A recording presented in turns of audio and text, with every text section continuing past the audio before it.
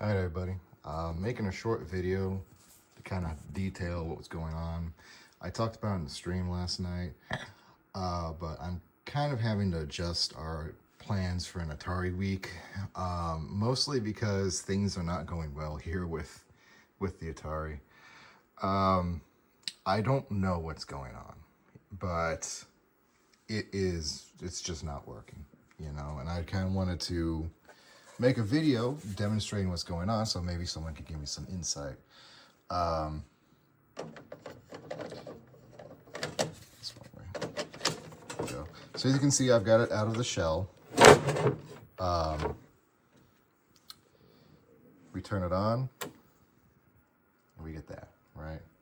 And nothing really happens. You hit restart, nothing.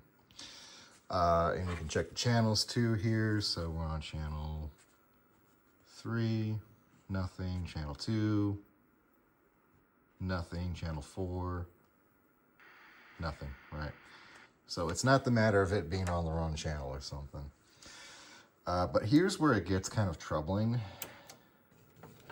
And I had hoped that it was just an issue of reading the cards, or the card, or the, what do you call it?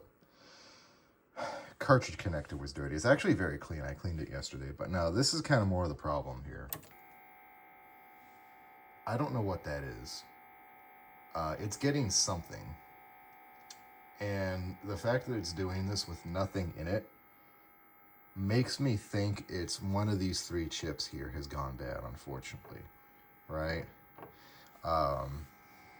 And that's really bugging me because I'm not sure I can get new ones. I'm kind of hoping, my hope and prayer right now is that it's actually just this RCA cable gone bad, right? And I'm very fortunate. I thought this thing was soldered in. When I pulled it apart yesterday and realized that it actually just plugs back into the board like that, maybe I can replace it, right? I could even get a like a NAS adapter or one of the NAS coaxial RF cables and put it in there maybe. But I don't know. This doesn't seem like something's right here, you know? That's actually pretty new. That doesn't normally happen.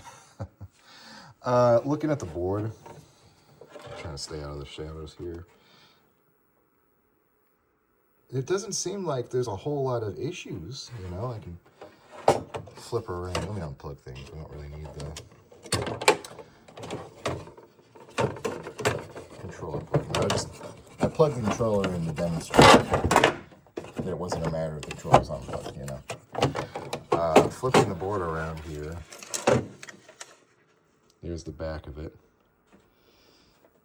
I cleaned it off yesterday with some isopropylene alcohol because there was that weird circuitry Tabasco all over it, you know.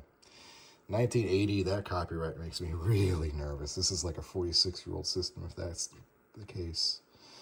And there was one thing I saw that kind of gave me the heebie-jeebies. Let's see if I can find it again. There's a scratch on something. I think it is on the back. A scratch between the connectors. I don't see it now. What the hell?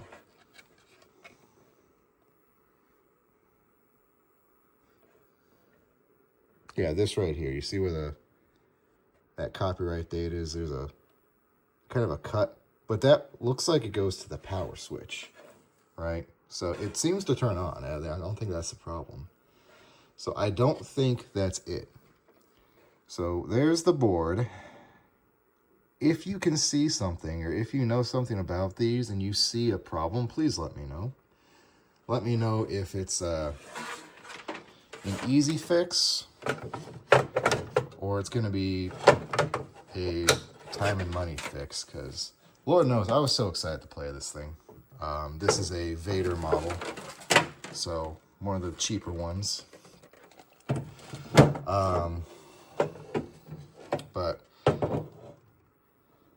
yeah, from what I've seen, my greatest fear is that it's one of these chips here and I just will not be able to replace it, or if I want to replace it, it's going to be like hundreds of dollars, and you know, it just, if I have to go out and get a new Atari one day, I might, but I just don't want to keep buying systems, you know. Like, I was part of excited for this thing because I already had it down here in the basement, you know, it was already here.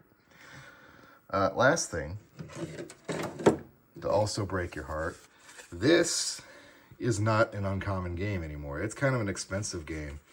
And when I pulled out, so all of this stuff is my grandmother's, right? It was given to my father after she passed away. And it's been sitting down here in the basement this whole time. I hadn't really had the wherewithal to come look at it. I have no idea how that happens. I don't think there's anything wrong with the cart. The board looks okay. I'm just like, that's kind of spooky. I really don't want to have to replace this either. This is also expensive. So yeah, pretty disappointing.